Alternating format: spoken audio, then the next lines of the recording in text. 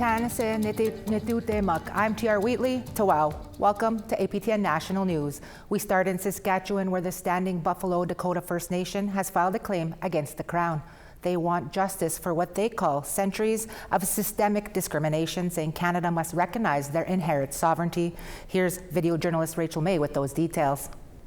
We've seen the traumas of residential school. We've seen the oppressive legislation in the Indian Act, all the pieces of legislation that came to restrict and keep the Indian down and to some extent exterminate our people. In July 2024, Canada apologized to the Dakota and Lakota people for wrongfully labeling them as refugees. Minister of Crown Indigenous Relations Gary Anandasangari issued multiple apologies last year, including to Inuit communities for the mass killing of over 1,000 sled dogs and to 5 Anishinaabe First Nations for financial harm caused by Crown mismanagement. The Dakota-Lakota apology included a promise to rebuild trust and to establish nation-to-nation relations. Standing Buffalo Dakota Chief Roger Redman says no meaningful action has followed the apology, and discriminatory practices continue, including the approval of capital projects on traditional lands.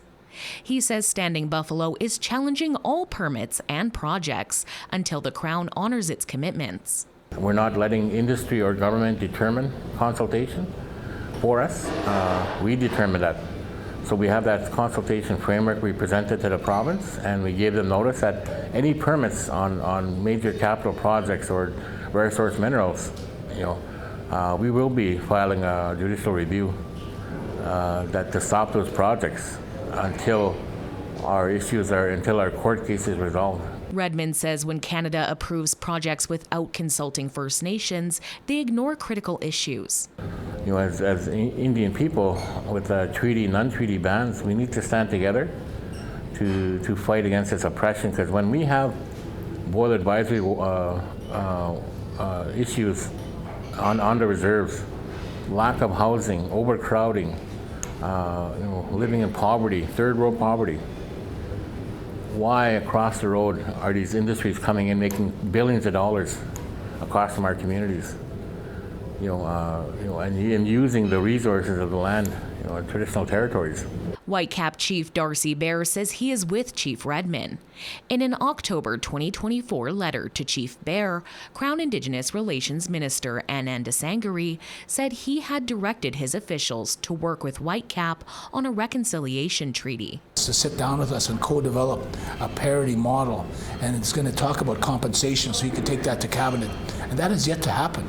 And that letter was from October 17th of 2024, and no action to date. And so, from our perspective, Canada's been acting in bad faith. Bear says Whitecap filed its own claim in December, citing a breach of Crown honor. Both nations want Canada to issue an apology for their failure to uphold their promises and to act in good faith going forward. Rachel May, APTN National News, Saskatoon. Thanks for that, Rachel. The family of Jordan River Anderson celebrated the 20-year anniversary of the creation of Jordan's Principle in Winnipeg recently. Jordan was 5 years old when he passed in 2005. He lived in a Winnipeg hospital his entire life while waiting for the federal and provincial governments to decide who should pay for his home health care. With more, here's Sav Jonesa. In Winnipeg, supporters came out to bear witness to the 20th anniversary of Jordan's Principle, named after the late Jordan River Anderson. Fuzzy mascots, blue teddy bears, and inflatable bouncy castles stood as reminders of the spirit of childhood. His father, Ernest, was emotional from the turnout. And I'm really grateful about that it's unbreakable. Jordan was born in 1999 with multiple disabilities. Though deemed fit to live in a home appropriate for his medical needs at age 2, Anderson instead spent the rest of his life in hospital while the federal and provincial governments fought over who should pay for his on-reserve, home-based health care. After years of waiting, Anderson died at age 5 before ever living with his family in Norway House, Cree Nation. I want everybody to remember that Jordan was loved by his whole family. He had a mother, he had a father, he had 5 brothers and 6 sisters.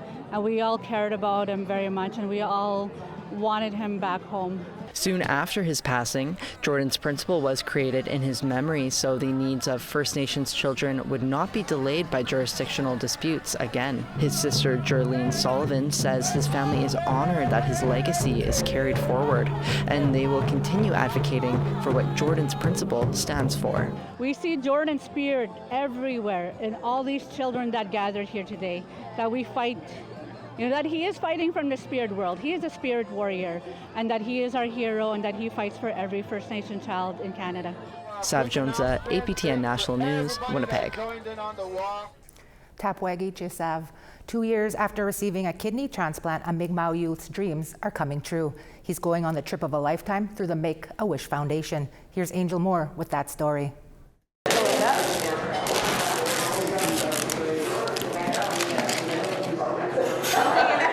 That is Rowan Barry Francis. He is 9 years old, and he got his wish to take his family to Disney World in Orlando, Florida. I was surprised. It's a full-on surprise. I didn't know what I was doing. Rowan is a typical young boy and plays his favorite game, baseball, at the field in his community of the Eskasoni First Nation in Unama'ki, Mi'kmaq for Cape Breton. But 2 years ago, Rowan's kidney went into failure, and he was on dialysis for 6 months. Sophie Francis is Rowan's mom and was in the process of donating her kidney, but Rowan became very sick and needed one immediately. An anonymous donor was a match. When you get a kidney transplant, it's only a temporary fix. Eventually, Rowan's kidney might go into rejection, and then he'll have to do the process all over again. So they estimate around 10 to 15 years. Rowan is happy to no longer be on dialysis. I feel wonderful lucky. It took me 7 months to get a kidney, and I feel very lucky. The wish was granted at the Elduek Art Centre in Sydney, Unama'ki. Rowan is taking his grandparents, Barry and Frederica Francis, to Disney World. We want to thank Make-A-Wish Foundation for granting Rowan a wish. And it looks like we're going to have a lot of fun because Rowan is an amazing kid. And we have been through a long, long journey and a lot of stress. And we thank God for everything. Rowan's wish was also sponsored by the seafood company Clearwater, which is 51% Mi'kmaq owned. Jerome Jones is a company representative and says Clearwater has supported Make-A-Wish for the last 20 years. And it makes a difference. Something small gets something massive. So you can see from what he's looking like now with all his family, it's been a pleasure to be involved with. The Francis family is close and often gather at the family home. Well, that's an inquest without the widget. Sophie says in Mi'kmaq that she's happy Rowan is well and he wants to share his journey. A journey that also means keeping himself healthy. I have to stay on low sodium diet, and I got to take my medicine, my pills, and I have to do a lot of water, and it's kind of hard to do stuff when you're little like me. Rowan is grateful for the support of his family and his community. I gotta take care of that kidney, so I'll be fine. According to the Kidney Foundation of Canada, 1 in 10 people in Canada have kidney disease, and over 3,000 people are waiting for a kidney transplant. Angel Moore, APTN National News, Eskasoni First Nation, Unama'ki, Nova Scotia. Thank you. Great story, and congratulations, Rowan. We're always looking for your feedback or story ideas. Here's how you can continue the conversation. If you have a story you want to share, send us an email to news@aptn.ca. Or if you want to read more news from us or watch our stories you just saw again, go to aptnnews.ca. You can also find us online on your favorite social media sites, including TikTok, YouTube, LinkedIn, and X. Follow APTN News to join the conversation and see our latest stories. Time for a quick break. When we come back, we take you to Ottawa, where a university is taking significant steps toward reconciliation.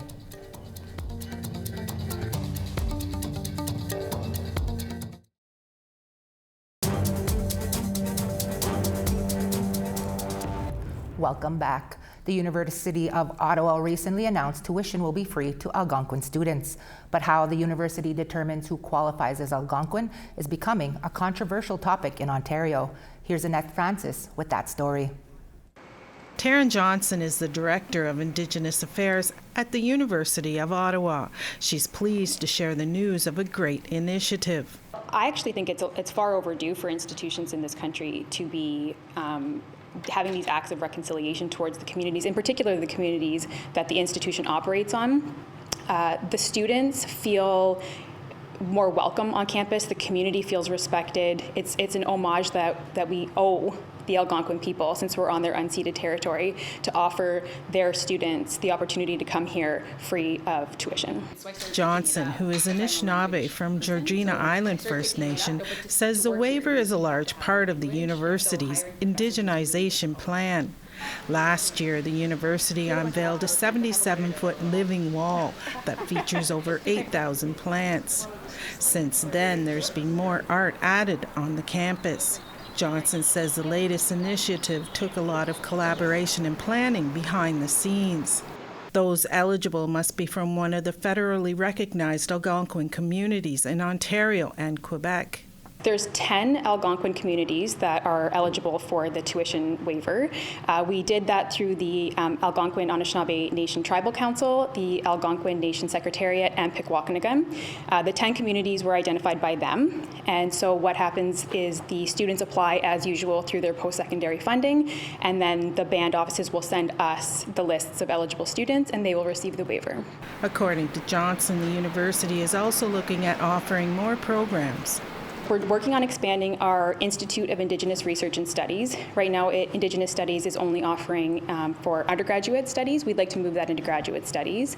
And we'd like to develop some micro programs so there's more accessibility for communities to be able to access university-level programming without having to be full-time students.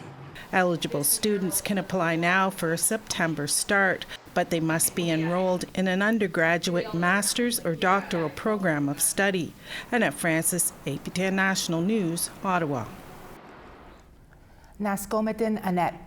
The Cody First Nation in Saskatchewan is celebrating a meaningful development at their new arena with the Saulteaux language welcoming visitors. CTV's Frushina Declout brings us this detailed story.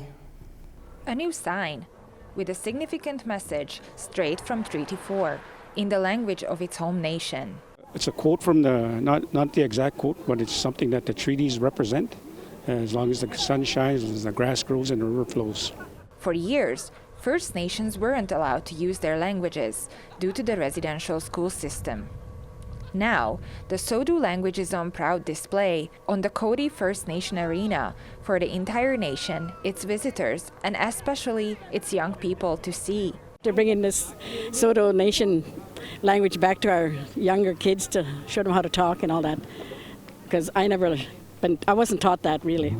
Our visitors and our guests to our community are also going to be able to see our language, and they're going to ask questions, and they're going to build their curiosity, and they're going to ask, what does that mean? During the ceremony, the mayors of nearby Kamsack and Yorkton, Beth Dix and Aaron Kinley, talked about the celebration of culture, identity, and language. They were gifted beaded lanyards, one of the First Nations' most used and valued crafts. Give her another round of applause here. The event ended with a friendly hockey game between the RCMP and local players. It's something that's good for our young people, not only to participate but to enjoy playing adults and members that you see like the RCMP and local people from Kamsack, Yorkton. That's good. It's time that we just share each other's happiness. The significance of the new sign lies in the preservation of their language and through that, their culture. Frushina Declout, CTV News, Cody First Nation. Our languages are so beautiful. And here are the results of last week's web poll questions. We asked on our website, aptnnews.ca, has your family been impacted by the MMIWG2S plus epidemic? 57% voted no, they weren't, and 43% had said yes, they have been impacted. Next, should Indigenous communities or organizations turn to the courts to stop Hudson's Bay from auctioning off ceremonial and sacred items? A majority had voted yes at 67%. 27% said no, while 6% were unsure. And lastly, we asked, do you feel you're properly prepared to deal with the upcoming flood and wildfire season? 50% had said no, 34% had said yes, while 16% were unsure. Thanks to all those who took the time to vote. Our next set of questions will be on our website, aptnnews.ca/polls, to have your say. And time now for one last break. When we come back, Dennis Ward talks to a treasure hunter in search of $1 million. Stay tuned.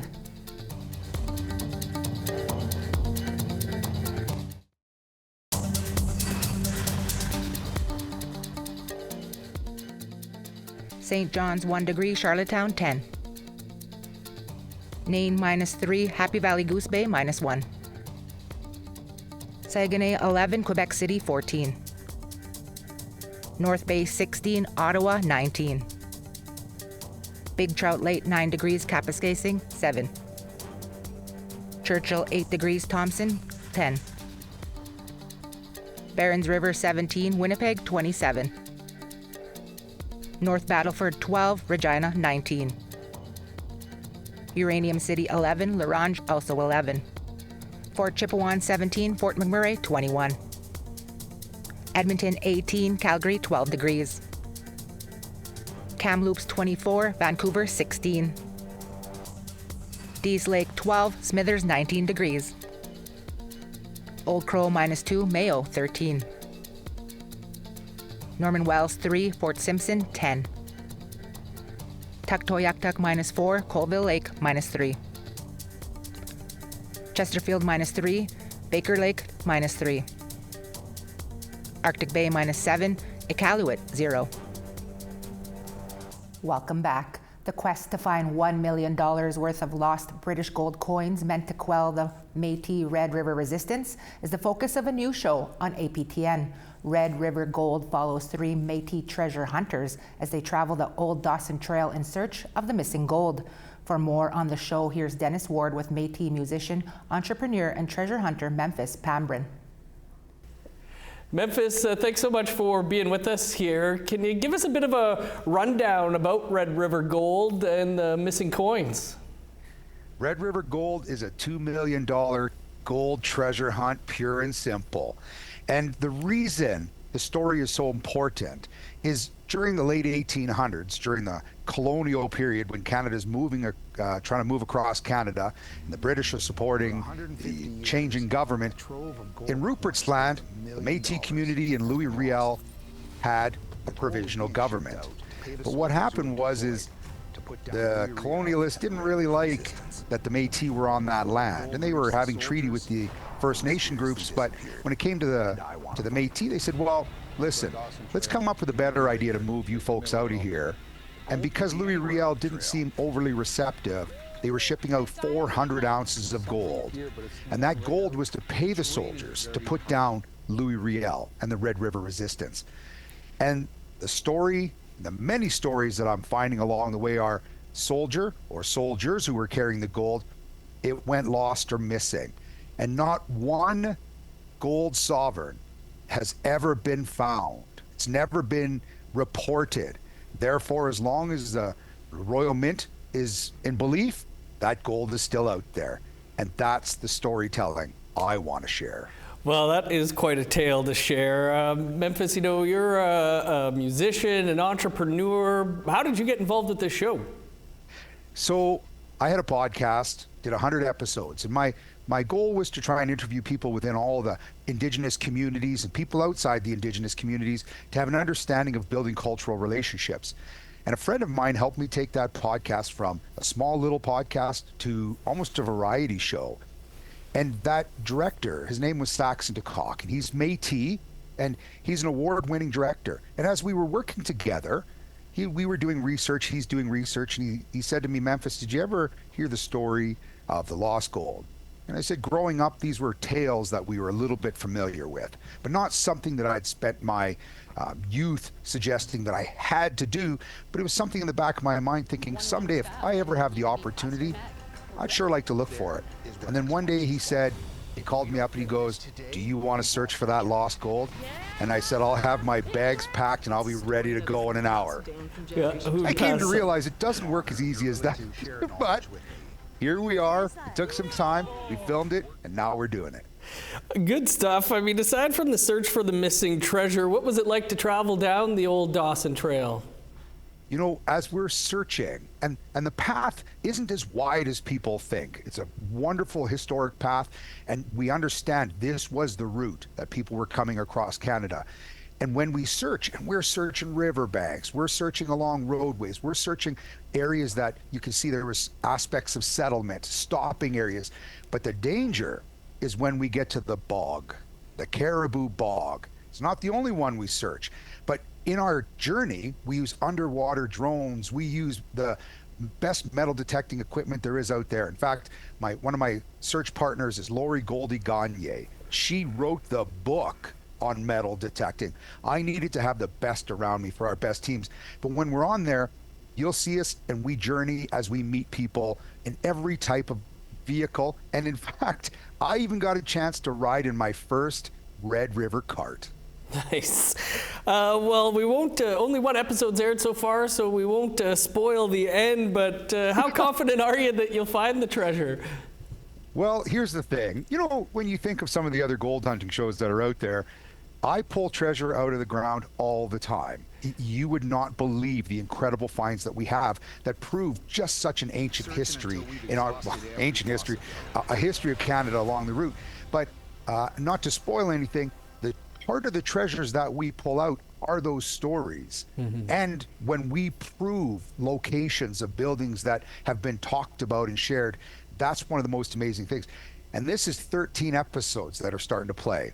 And when people see all of the interviews that I participate in along the route, and the adventure and the danger that we sometimes face, that is part of the treasure that I get to share. It's amazing. Well, Memphis, great idea for a show. Love everything about this. Can't wait to watch. Appreciate you taking some time to talk to us about it. And folks, if you want to learn more, redrivergold.ca. And you can actually watch episode 1 coming out again on May the 12th, Monday, May the 12th at 10 a.m. And then the regular scheduled programming is back on at 7:30 p.m. on Monday. Thank you so much, Dennis. And thank you to all of your audience and all the listeners. Memphis is right. Our stories are treasure. And good luck finding that $1 million. And that's your first look at news here on APTN National News for Monday, May 12th. I'll be back in this seat this evening. Join us at 6 p.m. Eastern. From all of us at APTN News, both in front of the camera and behind the scene, Agase, Kitom, Kawapamitana now, Mino, Puna Panil.